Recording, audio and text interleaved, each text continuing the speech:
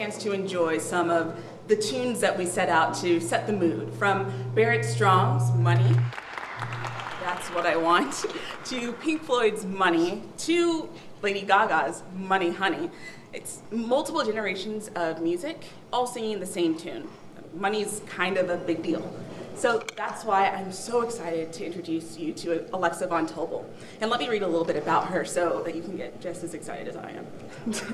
So Alexa is the CEO and founder of LearnBest, and she's a certified financial planner who attended Harvard College and Harvard Business School. Alexa has been featured as a financial expert in the Wall Street Journal, the New York Times, Fast Company, Forbes, InStyle, Glamour, the list goes on. And she has been recognized in Inc.'s 30 Under 30. She's just been a really, really strong presence in what's going to be a great and important road. So without further ado, I really want to have you meet Alexa Von Tobel. Hi guys. I'm going to stand here if that's okay. Hi guys, thank you so much for coming out. It's Thursday, so I really appreciate that everyone's coming to hear a little bit about money. Come in, sit down. This is going to be totally informal, and here's the goal of today. When you leave here in 1 hour, I want to make sure that you've learned everything that you need to about money. Ask questions, stop me. I'm in the middle of actually my book tour, so Financially Fearless is our book. It's a New York Times bestseller. It's actually #1 in Wall Street Journal in business. So it's pretty exciting. It came out about now 12 days ago, 15 days ago. And so we've been going around the country giving this talk. I actually gave it to the Google in New York. I'm going to the Google in Beverly Hills after this, and a bunch of other companies and organizations. So I've done it a lot. You're gonna have questions, ask them. And I'm gonna stay and sit up here at the end and actually ask one-on-one questions if you wanna take the time to do something that's really specific to you. So 10 seconds on me. I grew up in Florida, went to Harvard, went back to Morgan Stanley and worked as a trader on the prop desk. Went back to Harvard Business School in the fall of 2008, won a big business plan competition, and ultimately dropped out. And I think we were in the heart of the worst recession in 81 years, and I was literally customer #1. You guys are really great product people. I literally didn't know what to do with my own finances. I was young. I didn't have a ton of money. I didn't have no money. I was just trying to figure out, like, what's a credit score? What are the things that I need to know? And what I found was it was such BS. Literally trying to navigate your money. It's like you literally go Google tons of content. You don't know if it's updated. You don't know if it's wrong. I actually just had someone at the Google in New York come up to me, and actually he was in tears, and she was like, Alexa, I really need and want to figure out my money. She's like, I'm not in a bad position. She was like, but I spent over 8 hours trying to find a financial expert. Finally found someone. Took about a week to get them on the phone. We got on the phone, and they want to charge me like a $3,000 retainer, and then I have to commit that I want to work with them for over a year. She was like, and I don't have thousands of dollars to spend to figure out my money. And the bottom line is, I was like, why isn't there a way to make people feel great about money, to make it extremely accessible and frankly affordable? And I'm going to share some really important stuff, but the goal of today is for you to walk out feeling smarter. I'm really psyched that we got you guys books. And without further ado, we'll get started. So first, what is LearnBest? We raised $45 million. We're now one of the leading and fastest growing online financial planning companies in the whole country. We raised money from Excel Venture Partners. We actually just closed a big round of another $20 million. We're located in New York City. We have about 110 employees. By the end of the year, we'll probably have about 180 to 200. Plainly, simply put, we are a program for your money. We literally, and you guys get product, as I said so well, we spent the last 3 years, got some of the best certified financial planners. That's the doctor for your money. Most people don't even know what a CFP is. We then took a bunch of really great product people and technologists, and we built really rich software that can take any household, whether you make $50,000 or $500,000, and quickly find out what your big weak points are, like where you have sort of red alerts, and then figuring out how you can make progress on your money. And it's a really simple program. The goal when I set out was I want to make it accessible. It shouldn't be this like 5-day process where you don't know where to go, you don't know if it's an actual expert. It's really expensive because the message that happens there is you then tell yourself, I shouldn't be doing this. It's so complicated, it's so hard. Clearly I shouldn't be taking care of my money, when in fact that's not the point. And then finally, we wanted to make it trusted and unbiased. So our experts at LearnBest don't sell anything. They just give you advice. and my whole family's in medicine. And one of the things that I started recognizing as I was building the company was you literally could go to some experts and they actually get paid to sell you product. And the problem there, it's like going to the doctor and them getting paid to pump you full of antibiotics and shots when you're actually just sick and need someone to take care of you. Next slide. So first, follow me and LearnVest. We're on the tour for the next 30 days, but also shoot questions to us. We'll answer them, but we share a ton of behind the scenes, a ton of really important money hacks at all times. And so this is us. Next. And really quickly, so the book's called, I wanted to call the book The F Word, first of all, because none of us want to talk about money. It's this topic, it's super stressful. In fact, like for a century, like we've taught everyone never to talk about money. It's this totally impolite thing. But the problem is, everyone deals with money. In fact, we make 6 to 10 money decisions every single day, and we will every day that we're alive on this earth. I actually go so far as to say that financial planning should be literally should be a civil right, just like sort of getting access to healthcare. Because if your money is in complete disarray, you can't protect your family, you can't take care of yourself, you can't lead even a normal average life.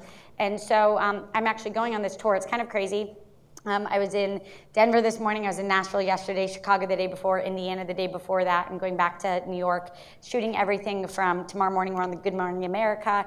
We were supposed to be shooting Piers Morgan tonight, all the way to next week, Seattle, San Francisco, Jacksonville, etc. Running around the country, doing this, going to high schools, colleges, churches, hospitals, companies, literally giving this money talk so that everyone gets empowered. We call it Financially Fearless America because really important rules. I probably talked to well over 10,000 people, and I've actually never met a single person that has said, I feel great about my money. It is just this topic of stress, anxiety. None of us grew up with enough money, trust me. Even if you did, you know someone who grew up with more. It's really this topic of pretty deep stress and strain. You're not saving enough, you don't make enough, because it literally is this topic that you always are comparing. And the problem with that is, we know mathematically about 85% of the audience is too embarrassed and too stressed out to actually go and jump and make progress. And about 15% sort of feels maybe-ish competent. They're like, I think I'm doing it. And what we find is both are really bad because you end up not actually making progress on your money. Next. So some really important stats. Right now, 76% of the country, and I gave a TED talk on this, feels out of control when it comes to their money. Let me describe exactly what we found. It is like being in a boat in the middle of the ocean and you literally just don't know which ways land. And that may sound dramatic, but it's actually pretty accurate. And the reason what we find is the average person can spare a little, and by the way, this is obviously not above the average audience. And you'll see some stats about the more money you make, how things actually can get more complicated. But the takeaway here is, you're in the middle of the ocean, and let's just say you can spare a few $1,000s a month, which let's just say that that's what this room can spare. You then have so many priorities that you're not quite sure which bucket to fill first. Do you pay down student debt? Do you pay down credit card debt? Do you contribute to your 401k? There's a matching program here. Do you think about 529 plans for your kids? Do you help your aging parent, which that is a really big new topic that our generation will be faced with? Do you have emergency savings? Do you contribute to your mortgage? I mean, you quickly can see that you end up being like, where does my next dollar go? Like, how do I prioritize? And the takeaway is most people feel pretty stressed out. Next.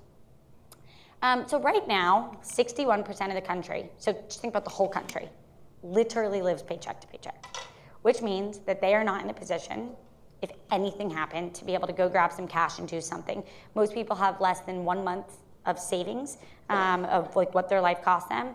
And what's really interesting, especially for this room, is 30% of people who make over $100,000 live paycheck to paycheck.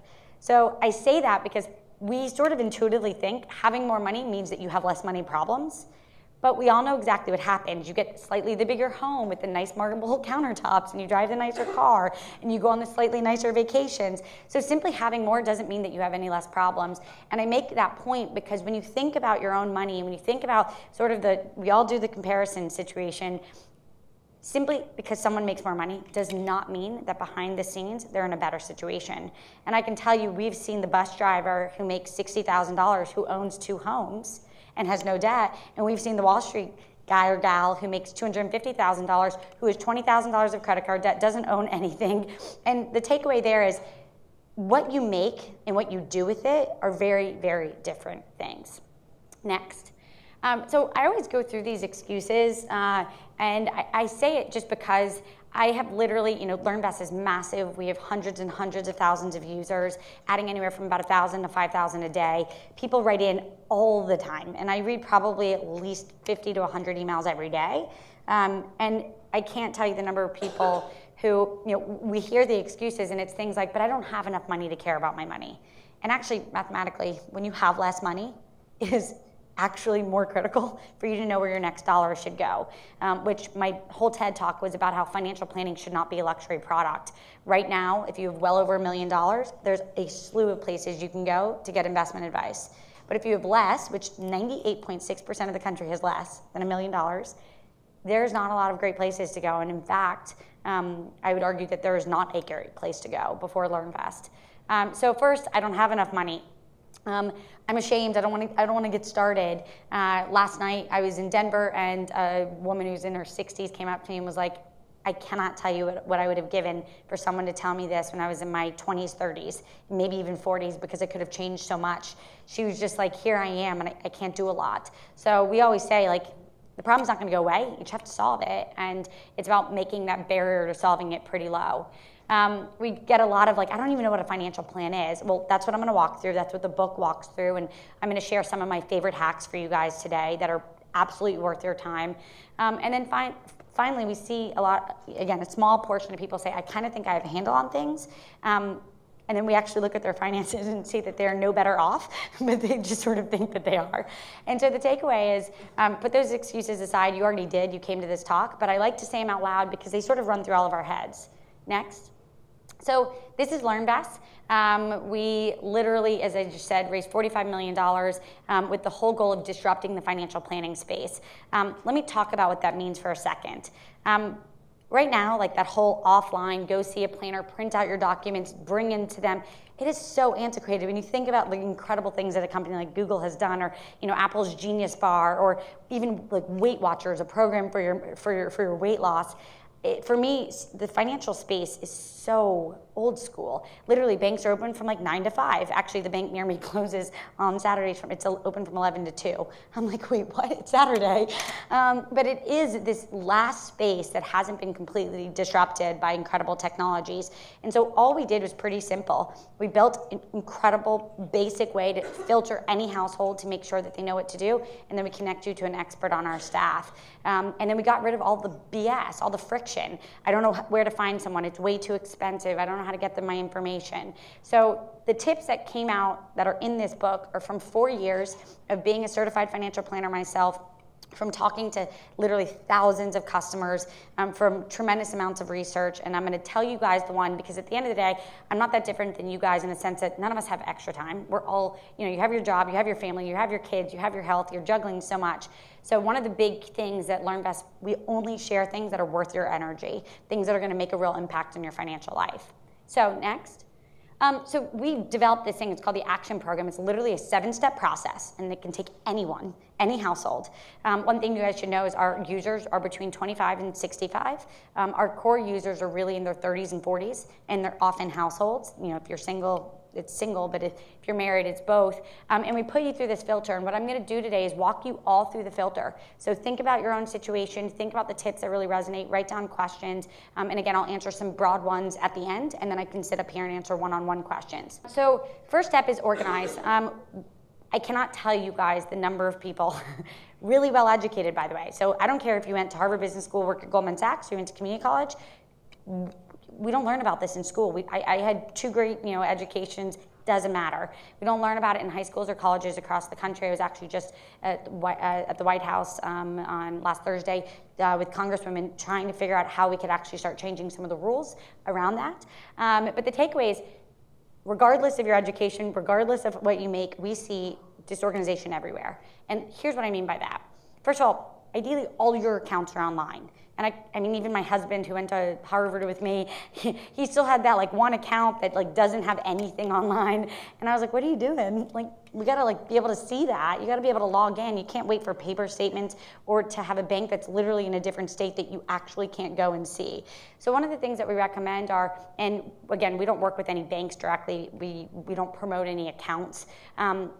Everything that you do should be able to be online. And I'll give you a quick sense. So people come in all the time and we end up realizing that they have like 14 accounts. When you have a household and you have kids, it quickly can turn into 20 accounts. And so we just say fewer is better. Plain and simple. If you're FDI insured up to a huge amount of money. And so first, link them to the LearnVest Money Center. It's our free tool. Great, 5-star ratings, etc. If you go to the next slide, let me give you some really specific things. So first, my accounts, I actually have personally 2 credit cards. Now with my husband, I have a 3rd. I have my Bank of America account because I have ATMs within 3 blocks of me on both places, my job and my home. I have all my money over at Fidelity, and my 401k is there. That's it. That's what we got. That's what we're working with. And it's really... FDIC? I mean, you were told people are told to split their money between different accounts so that none of them is above the limit. If you have... if you're with a partner, you have up to $2 million of FDIC insurance. And it's across 4 types of accounts. So I'm not in a position where I have more than $2 million of cash, so you're ultimately protected. And when you think, and then if it's in a brokerage account, it's SPIC insurance, and that's even more. So the takeaway there is, if you are in a household that has less than that, it makes sense to be able to put your money there. For us, why I just showed you how we have our account set up is because everything then goes into one email address. It's basically alexasbills@gmail. I get all of our statements in one place. If you looked in my Gmail right now, I have 23,000 unread emails because all of the alerts that you get. I get my news alerts from everything. And what I would find is bills, statements, alerts, things I should probably be seeing would get lost. So what we say is, with your household, link everything up to a new, fresh, clean account. Next with that, then I run my finances like I run my social life. I have my Google Calendar set up, and I have some really specific alerts. They're outlined in detail in the book, but the following. In January, I contribute to my IRA and my 401k. You guys have matching, so that's free money. You should take advantage of every dollar of that. If you can go above the $17,500 that you can put into a 401k at work, then you want to contribute to an IRA. We recommend that you contribute to an IRA at the beginning of January because you get a full extra year of tax-free earnings. And the takeaway there is, either sit down and put in, the $5,500 that you can, or set it so that it's going to automatically do it across the year. So that's an alert on my calendar in January. In January, I also go to all my doctor visits. I do them all in 1 month, and I'll share with you in more detail a few reasons why. But your health is your biggest asset, and actually you have great health insurance. Take advantage of it. In January, I also sit down with my husband, and if you have a family, what are we trying to do? What are our goals for the year? What are we trying to save for? And really sit down and map it out. Where do we want to be in 1 year, 3 years? And then break it down into months so you can really get a sense of what you should be saving. These are the beginning pillars of what a financial plan looks like. I also, every 3 months, check my credit score, and every year I check my annual credit report. Just, again, they're on annual renews. They just alert. I get them on my phone. It's pretty straightforward. I can't forget. But those are the things that we do. You then have alerts for when your credit cards are due. And I'll go into a lot more detail what goes into your credit score, but the takeaway is missing a bill is literally one of the simplest things that can hurt your credit score so badly, and it's just not worth it. And particularly the bills that really mess up are doctor's visits, because they're mom and pop shops. They tend not to have great online systems, right? You go to your dermatologist, they send you a paper bill. We as young people in this generation, we move all the time. So if you don't mail forwarding, you miss a bill, it's $86, they turn you over to the credit agencies. Those are the sort of things that happen that really affect people's credit scores that are simple. So what we say is make sure you have a uniform system to track everything all in one place. Next, as I said, set up an email address where everything comes in. The average person doesn't check their bills. Why we say, there's Mint and then there's LearnVest, and both of us, you can see everything in one place. We have no ads in it. It's literally just your data. And one of the things that I do pretty much every day, at least every few days, is log in and take a money minute and just check what's going on. The reason I do that is pretty much every 3 months, I find an issue, and I'll explain what that means. let's say I ate at a restaurant for $100, I tipped 20%, it was $120. I will find if I log in, sometimes people change your tips. It happens. I'm like, you're nodding, it happens, it's crazy. But I was like, wait, I didn't tip $40.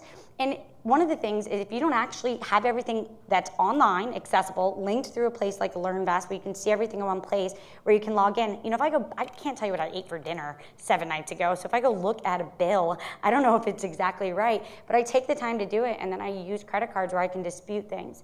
So one, I think it's really important that everything's online. I think it's really important it's all linked to one place, and I think it's really important, one of the things we learned is, well over more than half the country doesn't even open their bills. And game here, plan number one is open your bills, have them come into an email address, and then finally I log in once a day so I can actually see what's going on. Next. Step 2 is focus. So this is a really important step. And again, we built this entire system to put a household through it, and it's very thoughtfully in a certain order. So first we gotta get you organized, we gotta know what your numbers are, we gotta see exactly what's happening. From there, we have to figure out what comes in every year or every month and what goes out. And let me explain. So I can't tell you the number of people that are like, I make $100,000. And I'll be like, you don't, you make $68,000, because you have to think of your life in after-tax dollars. And the reason why we say that is, one, it's really easy to overinflate, what your household income is. Like, you make 100, I make 200, we make $300,000, but you have to think about it in after-tax dollars. So first, look at your paychecks, quickly figure out, multiply it by 26 or 27 based on the number of paychecks you get. That's the first thing, what really comes in. And for freelancers, for people who have extra money on the side, it gets more complicated. Then what goes out? So plain and simple, you have your obvious fixed expenses, your rent, those sort of things that are clear, them, they're very regular. But on the other stuff, the restaurant and bars, the travel, the shopping, that's the stuff that people never really have a good grasp on. And so one of the things is, one, do you know that there's actually money at the end of the month? So if you're not tracking it, and again, 61% of the country is living paycheck to paycheck, which basically means they're spending more than they make. And so, and again, good people with good incomes, that happens. So what we look at is what comes in, what's going out, and we help you get a real sense. And LearnVest does great trends and analysis. And at the end, we find out what is left. We then go through this really good negotiation process with you where, let's just say your household makes $7,000 a month, and at the end there's only $1,000 left. We figure out, is there anything else we can do? And we have great tips in the book, and our planners literally work and tweak, and we find a way, how do we get 1,000 to be 2,000? Because we can get you towards your goals so much faster. So we help you figure out how to cut costs, things you can turn off, really great hacks. And basically we come up with what's the number at the end of the month, and let's just say it's $2,000. Next. So one thing as you go through your budget, this is a really important financial planning principle. So I'm a CFP, just so you guys all know what that means. It basically means you have to go to school for about a year, pass many tests. You then have to take a 2-day, 10-hour exam, and honestly, it's the hardest exam I've ever been through. It's only about a 30% pass rate. It's not only extremely broad in the topics it covers, but extremely deep. And this is one of the best principles that I learned in it. So I didn't make it up, but it's one of the things that sort of changed my life in terms of thinking about my money. So let's just say, for the sake of this example, that my household makes $10,000 after taxes. That's what comes in. So when you think about living within your means, what that really means is 50% or less should go to essentials. Essential is what is actually essential to live. It's the roof over your head, it's your groceries, it's your utility bill, and it's your transportation to and from work. So for you guys, you drive, so it's not just whatever your car payment is, your auto insurance, and your gas. So that's what's essential. Ideally, that's 50% or less. One of the reasons is if you're a 2-person household, if someone lost their job, you would still be able to maintain your essentials without going into debt. A really important about that 50 is, of the 100, 30% or less is your rent or your mortgage. So this is the one that people get wildly wrong. And I can't tell you the number of people that will come in and their rent or their mortgage is 60% of what they make. And we can see in a 10-second window that you're gonna have a pretty jeopardized financial future because of that one decision. And I say that for the following reason. 20% is supposed to go towards the future. And I'll walk you through why, but 20% of what you take home every month should go to, if you have debt, paying down your debt. If you don't have debt, contributing to your retirement. If you are already maxing out retirement, your next savings goal, whatever it may be, whether it's saving for your kids' 529 plan, helping with some dream, some small project you want to work on, whatever it may be. And then 30% is the fun stuff. That's the lifestyle budget. That's the like, do you want to go shopping? Do you want to go travel? Do you want to have an Equinox membership, et cetera? And one of the reasons why people often will be like, well, my rent's 60%, and we're like, well, your 20's gone. And the truth is, you can't really live on your 30% being anything, you know, we say, people like, but I can make that 10%. Well, here's the problem. Every time your phone rings, literally every time, someone's calling you to ask you to spend money. They're calling, do you want to go for margaritas? Do you want to go to the gym? Do you want to go to the game? Do you want to meet for yoga? Do you want to get a manicure? Your parents need something? Doesn't matter. Every time someone's calling you, they're asking you to do something that requires money. And people just don't have the willpower to always say no. That's also not a fun life to live. And so what we find is if you are in a position where your rent is more than 30% of what you take home, you often end up in a big mistake.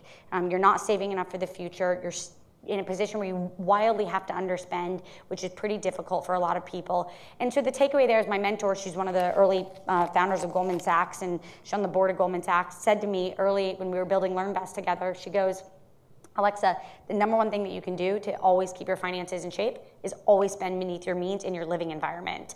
And so if it's your rent, that's pretty clear. But for your mortgage, it's what we call PITI, principal and interest, taxes, and insurance, because those are the 4 things that you must have in order to be able to afford that home. So right now, if you're way over 30%, well, we don't recommend you go sell your house. It's just you need to be aware that you're actually at risk. So next. Really quickly on credit scores, this is one of the ones, guys, that I can't tell you. I had like almost a full hour of questions last night about this, and it's pretty regular. Here's the takeaway. Your credit score really matters. As extremely smart, talented people in this room, it is the only grade that matters after you leave the education system, and here's why it matters. So over my life in the next 60 years, I'm gonna buy probably 4 or 5 homes. I'm probably also gonna like get a nice car, start another business, whatever it may be. Every time I go to borrow, they're gonna look at one number. They're gonna be like, what's your credit score? They'll look at your income too, but that's basically the grade. From there, it's the difference of 4% interest or 3% interest based on what it looks like. Over 40, 50 years, that could be more than $100,000, $200,000 of saved earnings and interest because my credit score is good. It's that simple. And again, this is literally why I was in Washington, was making it so that credit scores and giving college kids credit cards should be outlawed. The average college senior gets their credit score on like freshman welcome day with a free piece of pizza, and they graduate with $4,000 in credit card debt, and they're already in a position where they also have $20,000 in student debt, and they make less than that in their first few years out of school. So as a result, it's really hard for them to change that situation. So credit score really matters. Ranges from 300 to 850. Everyone in this room, you want it to be above 700. Ideally, it's above 760. That's considered excellent. That makes a big difference. And here are the 3 things. So only look at the top 3 because the ones at the bottom aren't even worth your time. Number 1, payment history. Never miss a bill. Missing a bill knocks at about 60 points, even up to 100. And it takes literally a year, 2 years, 3 years to fix something as simple as an $86 dermatology bill. Number 2 is your credit utilization rate. So what's important about this, and it sounds like a complicated concept, it's not. Let's just pretend I had 1 credit card and it was $10,000. That was my limit. So I have 1 credit card, let's just say $10,000 limit. If you're carrying no debt, you don't have to care about this. If you're carrying 0 credit card debt at all times, you always pay your bills in full, you're at 0% for that credit utilization, you're in good shape. If you are carrying debt, and let's say that I'm carrying $5,000 of debt on that 1 credit card, that $10,000 limit, I'm utilizing my limit at 50%. If it's above 50%, red flags go off. So you first want to get your credit below 30% utilization, which means across all your credit cards, you have to know what your total limit is. But additionally, the takeaway, the big thing here is just pay down your debt as quickly as you can. That's the best way to improve this, and it is a huge portion. And then finally, your length of history. So the takeaway here is you want to go to annual credit report once a year, as I told you in the beginning. You want to print out that credit report, and you want to look at all the things that are associated with your Social Security number. I promise you will find mistakes. Most people do. And the takeaway is you want to know not only what's associated with you so that you can dispute anything that's not yours, but also you may find that silly like Bloomingdale's credit card that you open to save 15%, blah, blah, blah. And the takeaway there is what you want to do is never close your oldest credit card. And the reason being is that's your longest line of history. So that's what goes into your credit score. It really matters. And the takeaway is don't miss bills, pay your debt down to zero, and don't close your oldest credit card. One important thing is if you're sitting here and you have 7 credit cards, don't go out and close all of them. You really can only close 1 credit card a year because it affects that utilization. What it does is starts quickly lowering your ability for limit very quickly, and it can make your credit score dip. So don't do anything major with your credit. Also, if you're going out and borrowing in the next year or going back to grad school or anything like that, because it will dip a little bit. So I love a site called creditkarma.com. I know the founders, they're good people. They have the same mission that LearnVest does to empower people, and you can check your credit score there for free. Next. So after all of that's done, you're organized, you know your numbers, you know where you stand, you know your net worth, then we go into planning. So go back to, remember I said my household, let's just say at the end of it, I have $2,000 of free money every month. So we then make that money, it has to go essentially to 3 things. This is 3 priorities before anything else. First, paying down your debt. Second is dealing with your retirement and making sure that you're on track. And we run this really simple rule for you. We can take anyone in this room, find out how old you are, find out what lifestyle you would like in retirement, and look at your account, and we can tell you if you're on track or not. And then finally, an emergency savings account. So when you think about financial planning, these are the 3 essential pillars that are critical to starting. And I can't tell you the number of really smart people that start being like, I want to invest and I want to buy a home. And we're like, you can't do that until you make sure you cover these 3 things. So let's run through them really fast. And guys, I'm going to go a little faster because there's a ton of good content in here I want to get through. So really quickly, good debt, bad debt. All debt is not created equal. Bad debt is credit card debt, and it's car loans. The second you drive a car off the lot, depreciating asset. So any debt that has a depreciating asset is considered bad debt, and it hurts your credit score, and you want to get rid of it. Good debt is things like student debt and your mortgage. The asset in the house hopefully goes up in value, and it's not considered as negatively against your credit score. And then student debt, and guys, you know, the entire nation is under $1 trillion of student debt. So I can't tell you the number of people who come in, and my brothers are doctors, one's a surgeon, you know, you hundreds of thousands of dollars of student debt. The good thing there is the government has set up a system because our brain is the asset, and they're investing in us so that we can actually earn greater for the future. The one takeaway there is I can't tell you the number of people that come and say, I'm going to go to X school, I'm going to pay $100,000 to get a master's degree, and I'm like, is it going to increase your salary? Enough to pay it down. So don't just collect degrees for the sake of it. If it can't increase your salary, it's pretty tough. Next. So retirement, this is a really simple graph. I brilliantly came up with it. It's so complicated. It's so simple. You're 25 years old. I want to retire at 65. I live to 95. So I work for 40 years to fund 70 years. Plain and simple. I only really work for half the time that I will be funding myself.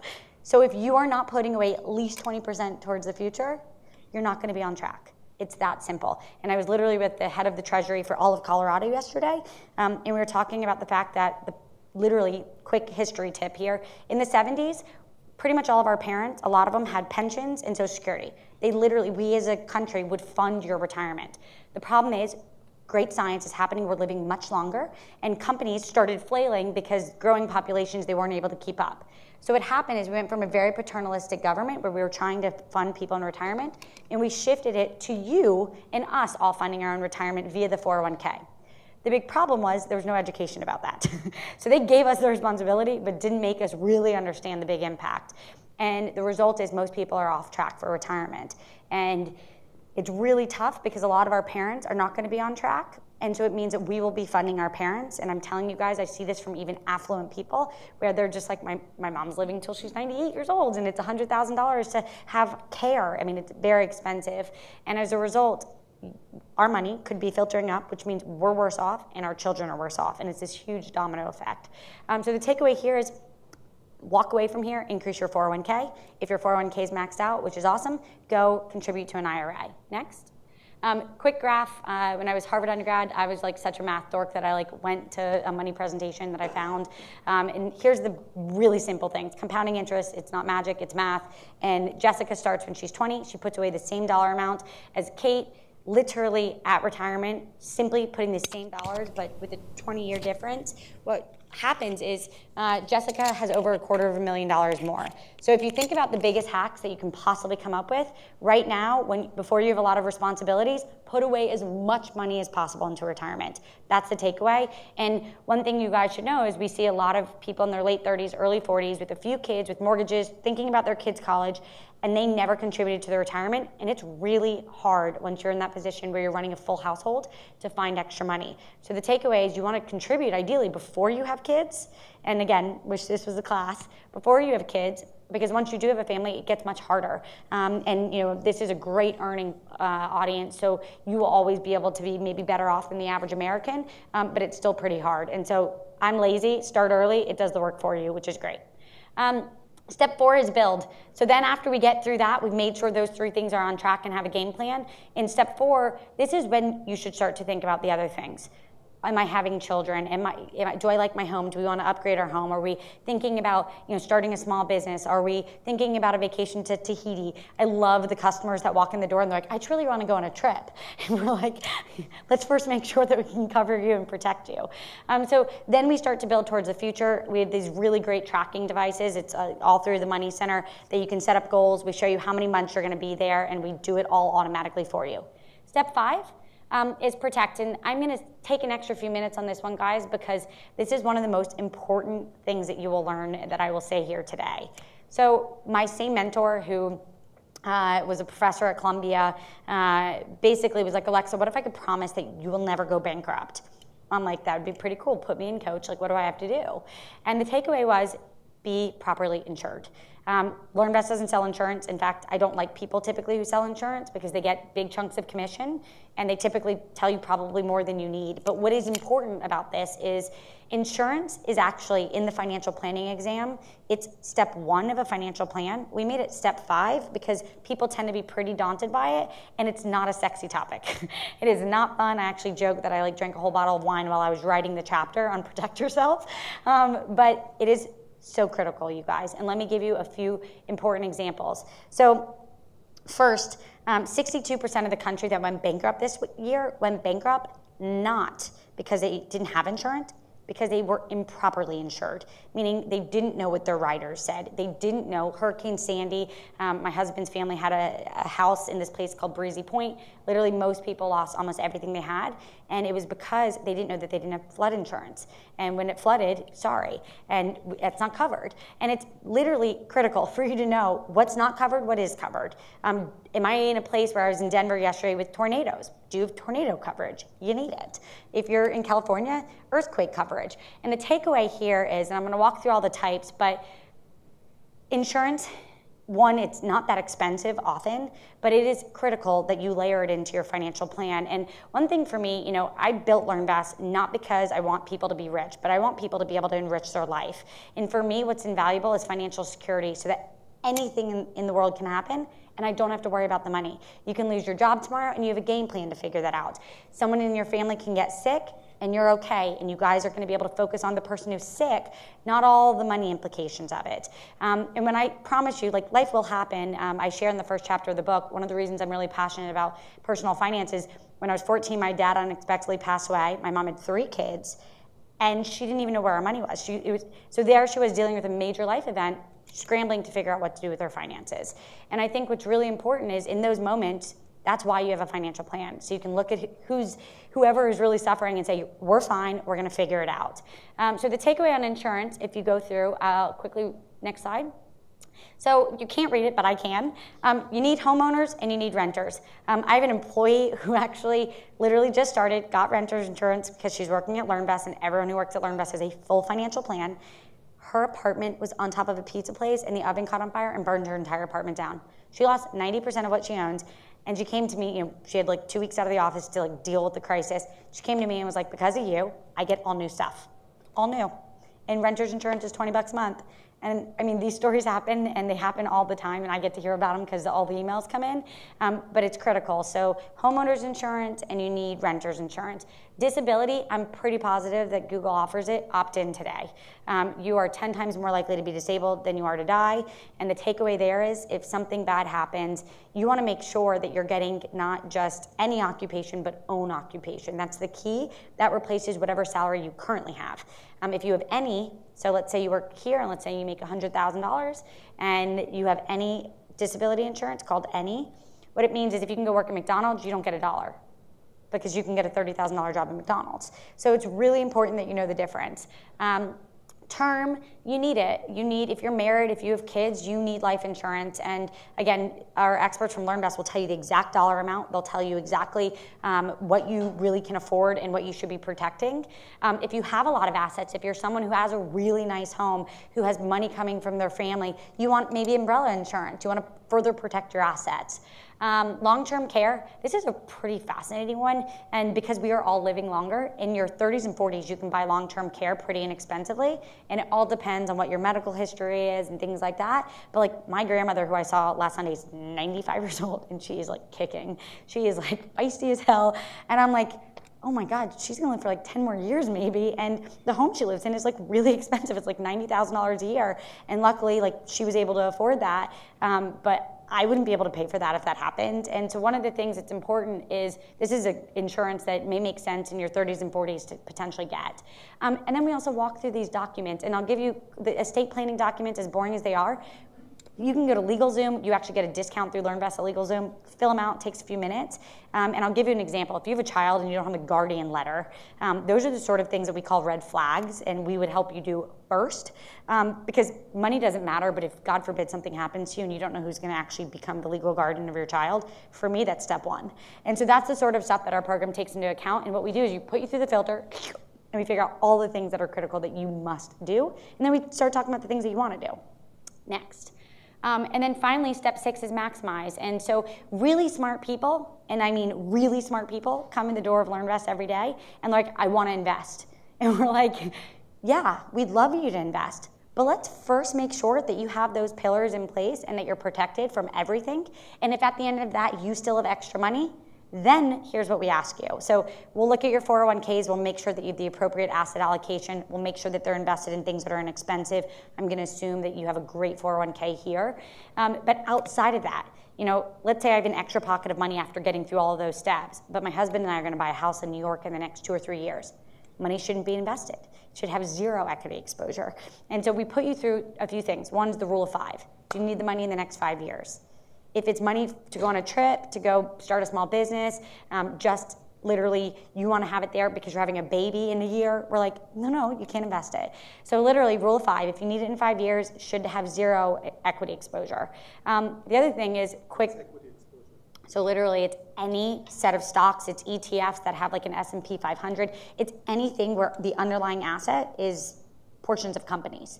What we would recommend, potentially, again, depending on who you are and what your goals are, is things like CD ladders or bonds. And long story short, another important tip that maybe you'll appreciate is, so for your 401k or your IRA, which are both just investment accounts for retirement, most people can't maximize. It's $23,000 a year you can put away. You should be doing that before you should be doing anything else. And what we look at is, it's called the rule of 120. You take 120 and you minus your age. So let's say I'm 30, 120 minus 30, 90% should have equity exposure because that's where all the risk is. And over the last century, the average stock market return, the average over a century is 10%. So that's great. And in fact, you need to be investing to outlive inflation, which is 3% a year. But the takeaway is here, a lot of people just quickly jump to conclusions, Matt, and they're like, I should be investing. And the takeaway is it's really about these principles to make sure that you're doing it in the right thematic order. And then step 7 is literally anytime your life changes, we got to rerun every scenario for you. And one thing I will tell you guys is, if you're doing anything major, if you're buying a home, if you're having a child, if you're changing majorly jobs, moving across coasts, if you're in a position where someone in your family is sick, you're going through a major life event, take the time to talk to an expert. It is critical. You don't know all the things that you don't know, and it's not all Googleable. You can't go and find them. And the real big key here is, before LearnVest existed, it was thousands of dollars to be able to talk to an expert. But one thing that we really say is, these big things that you're going through, there's, I just talked about insurance. The writers are like, multiple pages of fine print. You're not a lawyer, you're not an insurance expert. It's worthwhile to make sure that, God forbid, Hurricane Sandy or an earthquake happens, you're protected. And you guys can absolutely all afford to be able to talk to an expert, and it's worthwhile. And I'll just say, as part of just the LearnVest program, we actually worked with a bunch of behavioral experts from MIT and some really serious behavior scientists, and figured out that a lot of people learn this stuff and then it's overwhelming, so they don't actually do it. So one of the things that we're doing, it's January, 90% of the country has financial resolutions, is do it.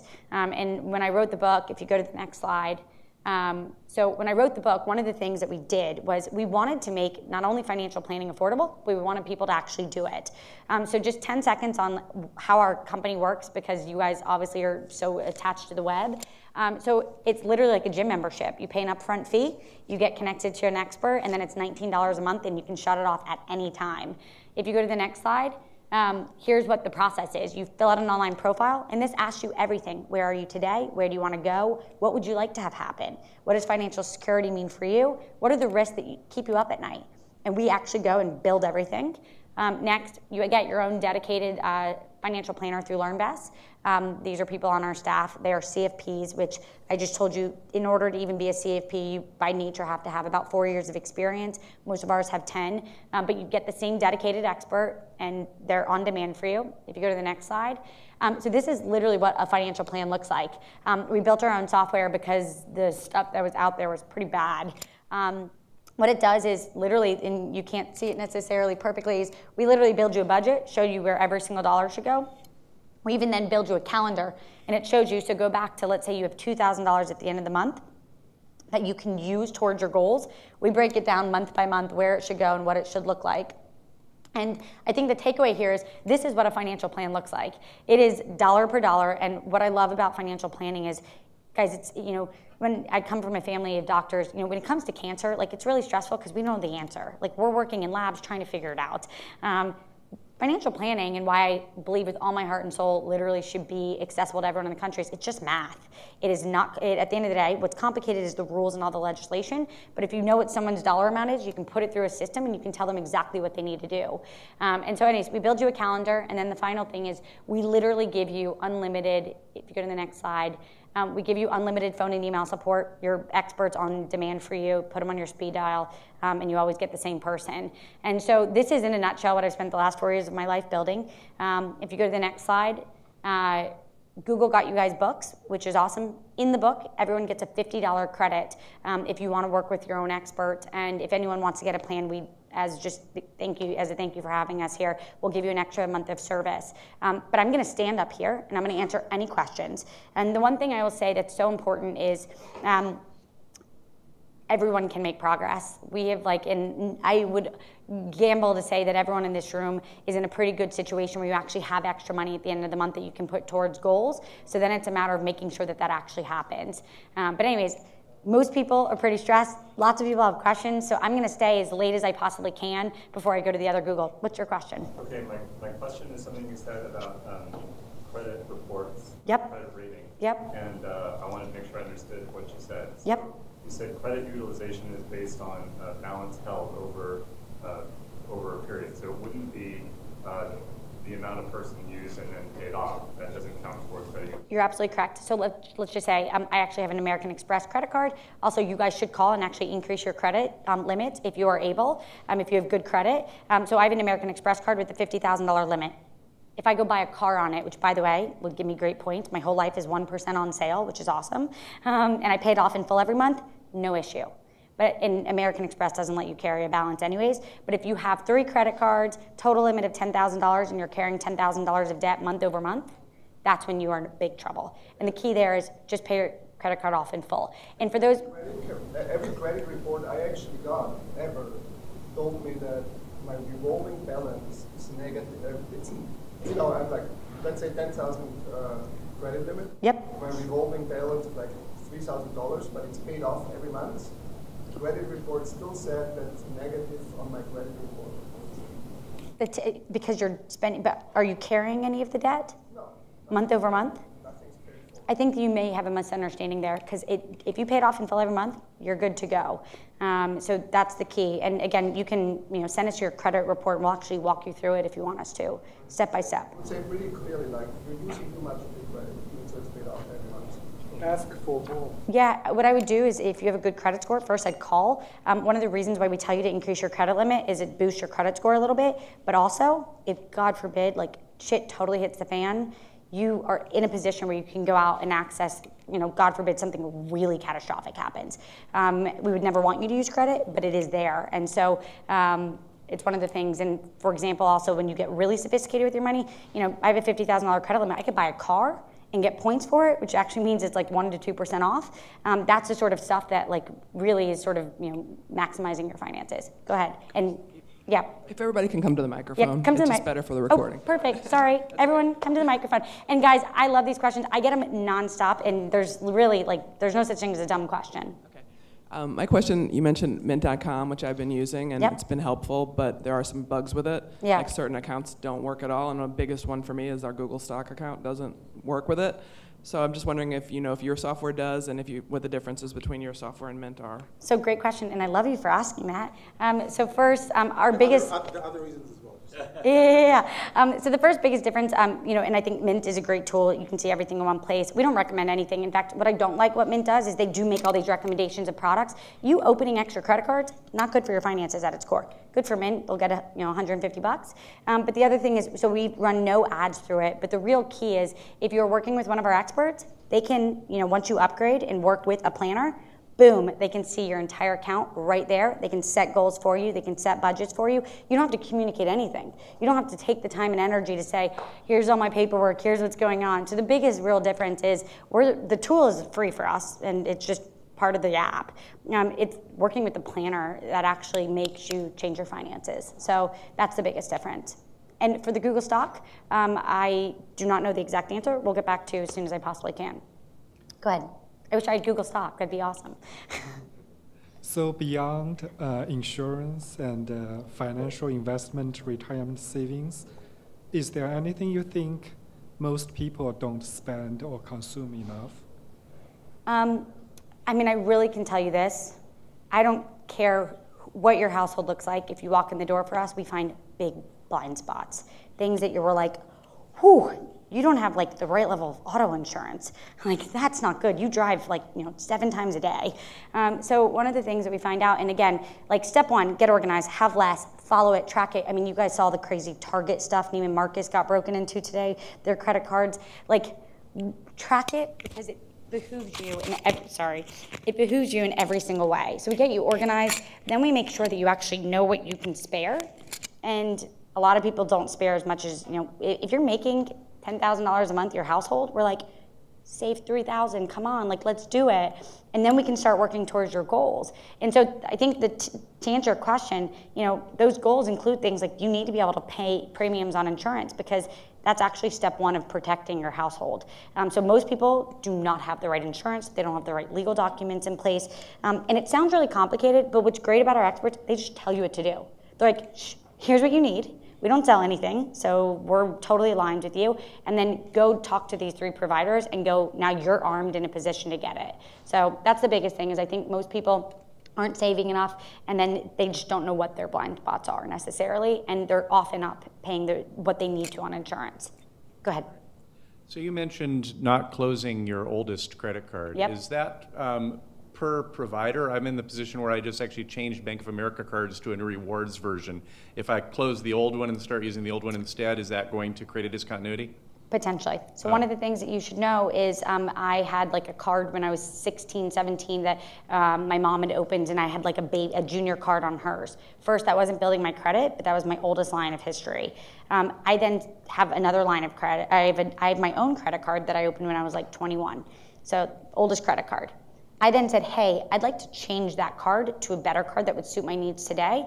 And they were like, if you close it, that ends that line of credit. And so the takeaway there is sometimes it does make sense to keep a credit card that's not like your favorite because it is your oldest line of credit, and to get another card. And so like I'll give you a sense of some of the cards that we like. So one in general, free American Express cards are great. You get points, and they actually make you pay them off in full every month, so I like that. You're not able to carry debt there. Chase has a great Freedom Rewards card for people who like spend a lot on groceries and gas. So like, when you're outside of New York City and you're driving a ton, great 5% back. So I would say go open another card and use it, and just keep it open, because there's not any risk if you have just a few credit cards and you monitor them. What I don't like are like the Ann Taylor cards, the Gap cards, the like all that BS, which actually, it's a funny story, over the holidays, I was buying a $17 shirt at the Gap, like a workout t-shirt, and they were like, would you like to open a line of credit? You'll save $4 today. And I almost punched the poor woman. I was like, you were talking to the wrong girl right now. But the takeaway there is those are the cards that don't even have you can't log into some of them. The national average on a credit card is 17% negative APR. On those cards, it's often like 30%. So that compounds daily, by the way. The best savings account in the country is 1% right now. So they're horrible. So the takeaway, I would say, leave your oldest one open, and then go get another credit card that you really like. All right, thank you. You're welcome. Create a statement if your balance is not zero. So there's no statement that shows that you paid. If you want to look at the records. Yeah, I mean, it's nuts. Go ahead. So I have two questions. The first is, what about opening checking and savings accounts? Do those affect your credit score? Not at all. A checking account, a debit card is not credit. So that's one thing that's really important, guys. Debit, credit, like black and white. And then opening things like savings accounts, that's totally fine. One of the things that I don't like is, when you have like a mutual fund at this old like brick and mortar store that you like aren't tracking and don't even know if like, one of the reasons why we like people to really consolidate is we need to look at, so I'm just gonna make this up. Let's say I have $1 million across like my cash and my investments. We have to look at your portfolio as a whole to be like, is everything properly allocated based on what your goals are? And when you have a little bit of money there, a little bit of money there, a little bit of money here, you can't track it all. And it's much harder to look at it as the full picture. Okay. And then so you recommended calling our credit cards companies and asking them to increase our line of credit. So last time I did that on my credit card, they asked me for a reason. What is the reason that you recommend giving? Yeah, so there's scripts like this in the book. If you have credit card debt, exactly how you can potentially negotiate it down. You may not always win, but you can say, I've just been, a really healthy customer. As you can see, I pay my debt in full, and I ultimately want to be able to use this card more. That's what they want to hear. That's how they make money. So you're like, I just want to be able to use this card more. It's my favorite credit card. Boom, you're done. Thank you. They're like, please, thank you for spending on my credit card. Are your financial planners able to work with you if you have accounts internationally in addition to U.S.? So it's pretty fun for us how many people are like, can you help us? So one of the things, it depends exactly what the situation is, and I can spend a lot more time to like ask you in detail, but the takeaway is if you have accounts in other countries, we can help you think that through. But if you were like a Canadian citizen and everything is there and you happen to just be living here, we're not going to be the best, because you're going to be dealing with 401ks in Canada that are actually very different. They're called like RBSs or something like that. But so the takeaway is if you have a few accounts abroad, we can help you think it through. But if you are living full-time in the United States and going to stay here for a long time. And I want to go abroad as quickly as we possibly can. I'm just dealing with customers coming in every minute right now in the US. Go ahead. Hi. I was wondering, can you make mortgage payments on credit cards and get points back? It's a really great question. So a few things. It depends. The most likely answer is absolutely not.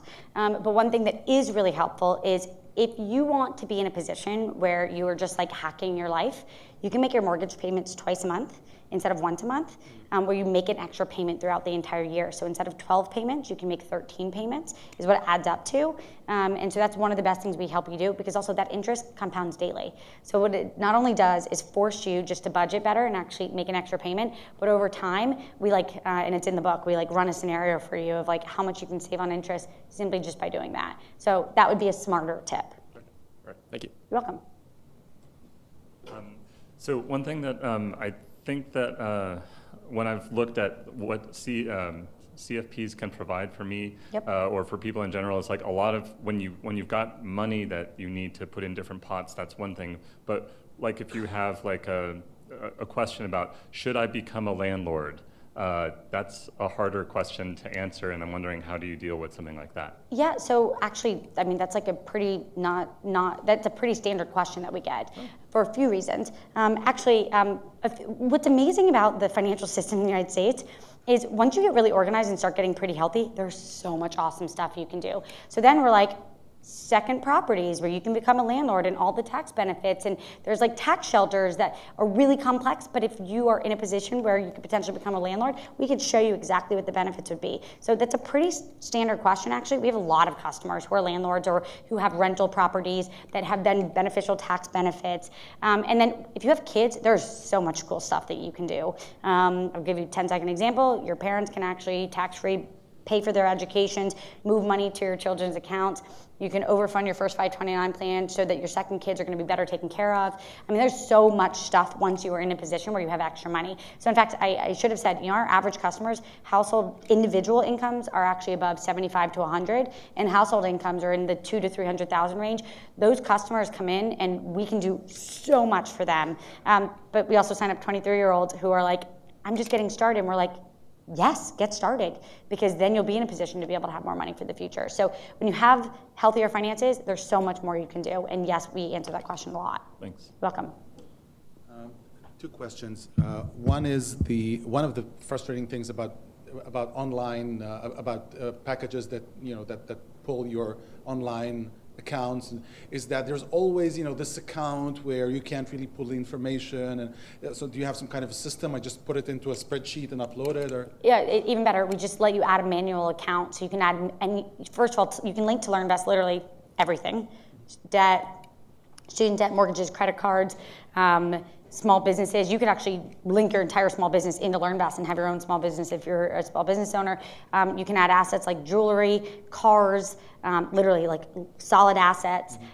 You can add things like annuities. You can pull those through, and then if anything doesn't link, so some people have credit unions, and they're like these tiny little, and one of the things is we'll look at your credit union and be like, is it worth you keeping it? Like, are the benefits so strong? And if you can't link it, you can add a manual account, and your planner just helps you do that.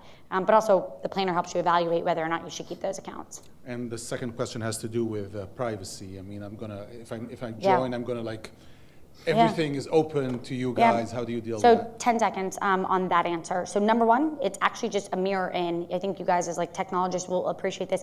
You can't move a dollar. It is a mirror into what's happening with your finances. So first, there's no account numbers. It's just a window into what's happening with the money. But so you can't accidentally have it hacked and move money or you're not at risk. There's no account numbers, anything like that. Second, we're a registered investment advisor. We report to the SEC. So we go through compliance, both technical, literally running all of our technical compliance, but also internal compliance every literal month. But the takeaway there is deeply safe and secure. Also, just one of our very recent investments was places like American Express Ventures invested, because American Express eventually is going to start offering LearnVest with their credit cards as not a benefit that they pay for, but as a way to help improve their customers' well-being. So we have to go through all of their technical scrutiny as well. So yes, yes, yes. Thank you. Two questions. I recently reread The Millionaires Next Door. Yep. And one of the things that they mentioned is that people who are wealthier or good accumulators of wealth actually spend about 8 hours a month managing their money. Do you have a recommendation for how much time you should be spending a month? Yeah. And also, do you see that prolong over time, or once you have hopefully, I would love to get to the point where everything is set up. Yeah. Do you see that time decreasing? Yeah, so a few things. What I just described for you, and again, I could have sat here for 5 more hours, to be honest, was a system. The program that we built is a system that literally hacks, you saw as I was describing it, we make you do the 50-20-30 because that 20% should be going into your retirement, and we should get that automated. So what we create is a foundation that runs a system that automates it so that it runs through. I also then told you about habits. And actually, the last chapter of the book is about protecting yourself from yourself, because we all have pretty bad habits. Like we actually asked our users to confess, and on Good Morning America tomorrow, I'm sharing some confessions from some of their users. Good Morning America had them call in. So one, we teach you really good habits. I log in, as I said, to my LearnVest account once a day for a minute just to see and track and see what's going on. But I do spend January, I sit down and we go through and really make sure we have a complete plan. And guys, it's like anything else in your life. If you have a plan, you will do more. If your goals are set, which we actually write your goals down in the LearnVest platform, so they're there, and then you have an expert that checks in with you. And then you get awesome benefits that are like little surprises once you start achieving them from us. And the takeaway there is writing things down, having someone hold you accountable. That's how you end up really making progress. And so it's not I think 8 hours a month is a lot, to be honest. As an expert who like is a total geek for this stuff, I don't spend 8 hours a month, but some months maybe I will spend 8. Some months I spend 12. I mean, it depends on what's going on. And then just so you guys know, if you want me to sign your books, I'm going to sit up here. So we'll go through any of that. But did you have another question? Okay, yes. What do you think of Lending Club as a vehicle for investment? Yeah, I just think that if you're in a position where you have like an extra $1 million sitting around, then I would be like, maybe something like that could make sense. But the truth is, of all the things you could be doing with your money, I would put that as probably lower on the priority list. They, of course, are like, you know, they actually were shut down by the SEC for a full year. Yeah, they had a bunch of problems.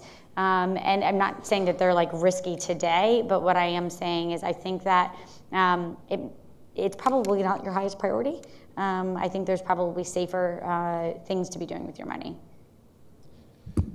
Hey, so I'm curious what your thoughts are on paying your mortgage down early versus taking that money and kind of putting it somewhere else. Because obviously with your mortgage payment, you have interest deductions, all these other things that kind of tie into it. So yeah. So again, what we would do is literally run what's going on in your life through the system, and you can actually see it's based on what's going on with your interest rate, what other things that are interest rates that you're juggling, and potentially the answer is yes. Potentially the answer may be, you know what? That extra cash is going to be much better served doing this next goal that you have, because that mortgage isn't bad for you. So it really depends on who you are, where you're going. Do you want to sell your house in this period of time or not, et cetera? So great question. But the answer there is run a financial plan, and it tells you perfectly. Go ahead. So I understand that financial planners don't sell us anything, right? But do they make specific product recommendations? So let's say I need a life insurance or investment mutual funds. So literally our financial planners are all full-time on staff for us. They're salaried by us. Their bonus is only based on customer satisfaction, customer results, period, and efficiency of getting back to you. That's it. So that's how they get compensated. Let's just say that you come in and you're like, I need life insurance. Just let's use that as an example. Right. We would go through and figure out what is actually best for you. Hey, you do need $1 million of term. That's what you can afford. That's the best thing that we can do for you. We don't sell it. We will then make a recommendation that looks like this. We like MassMutual for this specific product that you need, and we also like Guardian, and we also like Prudential. And then we'll help you go and look at those, and then you can get quotes, or we'll connect you to an agent who can then get quotes. We will not get a single dollar in that recommendation, zero. It's one of our pillars of our company's policy of being trusted and unbiased for our customers. Right, but I still may need to go through an agent who would get a commission on it. You will go to an agent and they still will get a commission on it. That's correct. But the takeaway there is you won't be in a position where you go to that agent and end up getting too much or too little because you don't trust them and you don't know what you're supposed to be doing. And one of the things that we're in the middle of piloting is actually us doing it for you and you paying us a simple fee of like $100 and we'll go get it for you. But we are just piloting that right now so that we just say, let us do it for you. Okay, thank you. You're welcome. Go ahead. Hi. And by the way, thanks guys for, this stuff, everyone really needs help. So I'm always never surprised by how many questions people have. Go ahead. Do you have any recourse if you go to a CFP and you get bad advice, like factually incorrect things, or they advise you to do something and it turns out not to work? So I'm not talking about telling the future with stock market or anything like that. Yeah, so first I would be like, were they actually a CFP? So let me just give you an example. I worked at Morgan Stanley. A a lot of times they just have people who are just well educated. They're actually only licensed by like a Series 7, and they like will give advice, but they're actually just managing investments, if that makes sense. So like a lot of people go and get advice and they'll just manage your investments, but none of that other stuff, which is actually step one for what you should be doing. So the takeaway there is, I would first be like, were they even an expert to begin with? If they work for a reputable company that reports to the FCC, you can complain. And you can write a complaint that then goes on the record. We personally will never hire anyone with even a single complaint. Done, get out of here, we're not hiring you. So I think that's the sort of stuff. So the answer is, the recourse is that you can put and file a complaint on the record, but I would then, a lot of people get advice from people that are not experts because it's really complicated. Like you don't even know who really an expert is. So that's why we say, we really believe in the CFP. There's 69,000 in the country, and I'm even on one of their boards. So that's like how deep we are with the CFP. Okay, thanks. So good question. Go ahead. You described your automated system that tells you should do this and this and this and that, and I found with other systems that they're often very inflexible. Like they would make assumptions like, oh, customers should not have to deal with single stocks, they should always use mutual funds, or customers are generally not able to control themselves how much they spend, so we assume they always overspend or something like that. And so I find these systems fairly useless because they don't adjust to my own personal habits. Yep. So how's your things. system handling that? So actually what's really cool about our system, and this is like super dorky, but just to give you a sense, there's actually behind the system is 44 standards. They're literally the 44 standards of every single person's life. It's not in the book, actually. We took it out because it like overwhelmed people. But there's actually a grid, and it literally, for each step, there's basically 15 things that are critical. And when you get a plan, we actually will circle what's urgent so that you are aware of here are the things. But that's when you then get on the phone with your expert and when we're delivering the plan. And so it happens in the sign-up flow when you're actually filling out the form, but then also on the first call, we call it the listening call, where you say, here are the things that I like that I want to do. We'll then tell you, hey, maybe you want single stocks. We don't like them for these reasons. You now know, but if that's what you want to do, we'll help you, but we'll tell you if it's like really damaging for your finances. Some people walk in and they're like, I really like to, bury money in my backyard. And we're like, I get that you love that. We don't recommend that. And so there's a little bit of like a process, but you get to weigh in on what you care about. And also we help you ultimately work on what you want to work on. But if there's something that is really critical, we're like, you are at risk. And then you can either do it or not. We strongly recommend you do it. We try to hold you accountable. But at the end of the day, like, we don't force you to do it. So once I tell my advisor on the phone that I really So it's a very flexible schedule. So that I really want to bury my money in the backyard, is your system able to deal with that? Yes. The takeaway is the system literally is built, there's 44 standards and they can move around based on what the customer wants. There's also a few filters where it's like this customer's really overwhelmed, so let's give them slower goals. This customer is a champ. I walk in, I'm like, let's go, tell me everything. I want to know it, I want to see it, but it depends on, and you can decide. So you actually, it's very much built around who you are, and that's actually one of the things that's a requirement of LearnBest is you have to know your customer. It's a law. You have to know your customer, how they want to act, what they care about, and that form you fill out is actually, it's not just like us being like, we'd love to know. We actually legally need to know what you care about and how you want to operate. So. A different question that just came to my mind. There was the previous question about privacy, and you said you don't have any account numbers and stuff, right? But you do link into our account so that we can see our balance in your system. But it doesn't pull your account number. But so how do you get my information if you don't, without having all my bank information? So it's as simple as this. Let's just say you're linking your bank. You literally, to link it, all you do, and it takes less than about 45 seconds, you go Fidelity, my username, my password, boom, and it pulls in just the information, the data. It's not pulling in your account number, your routing number. It's not pulling in all of that information.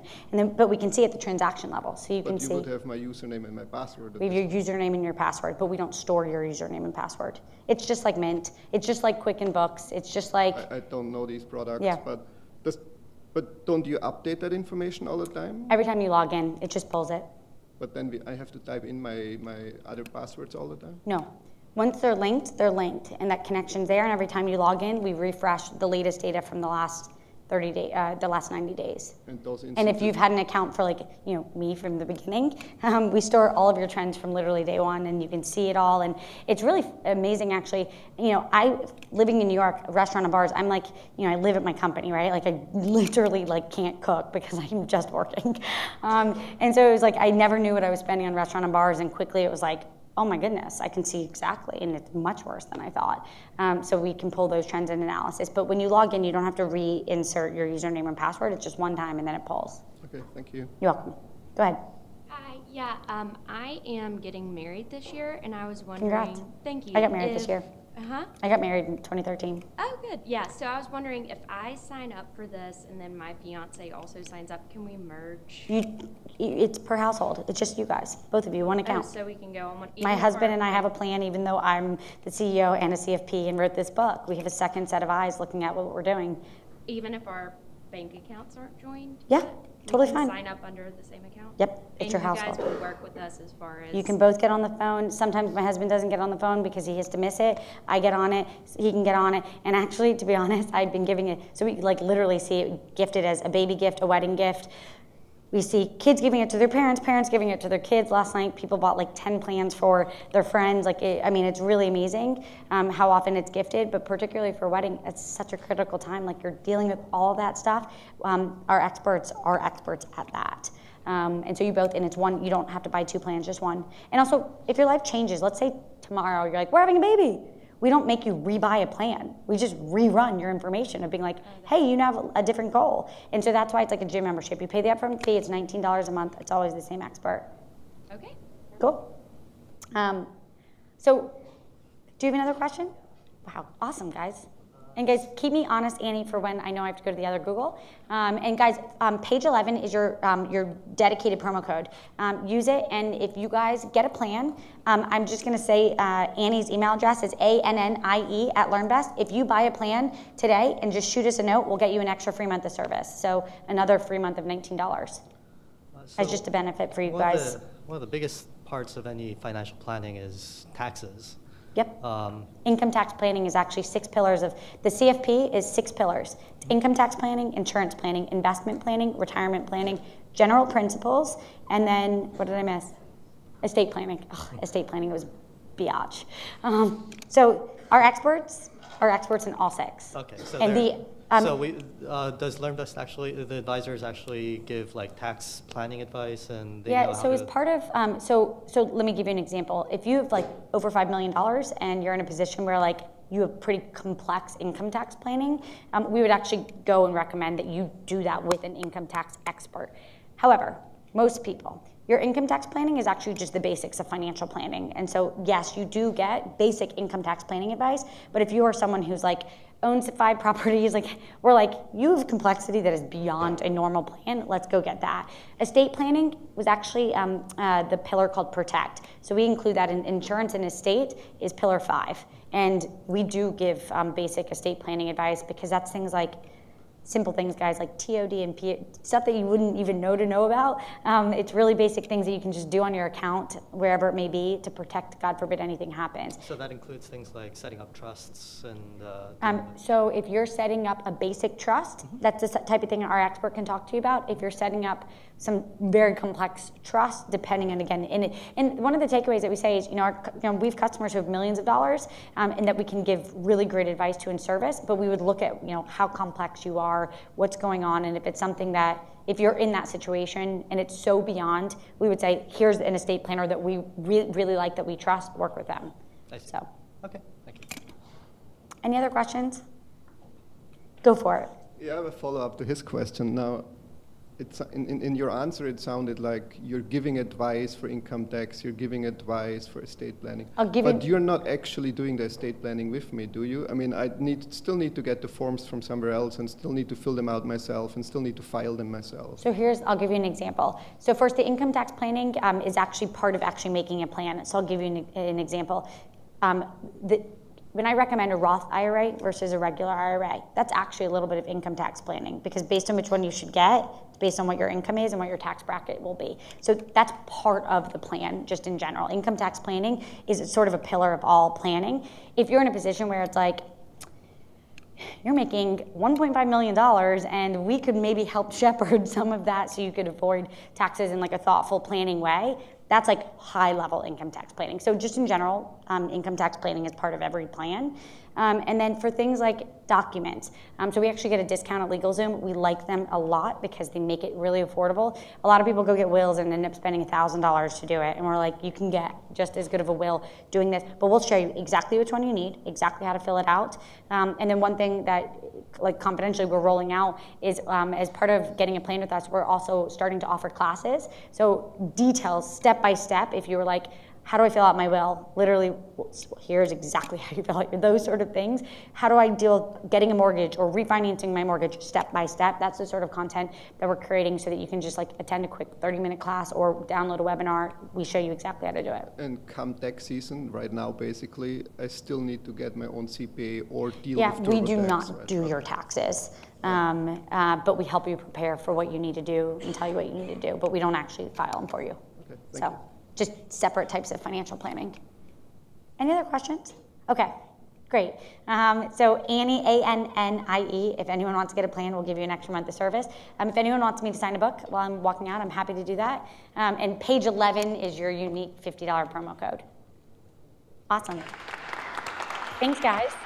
Annie, do you have some pens?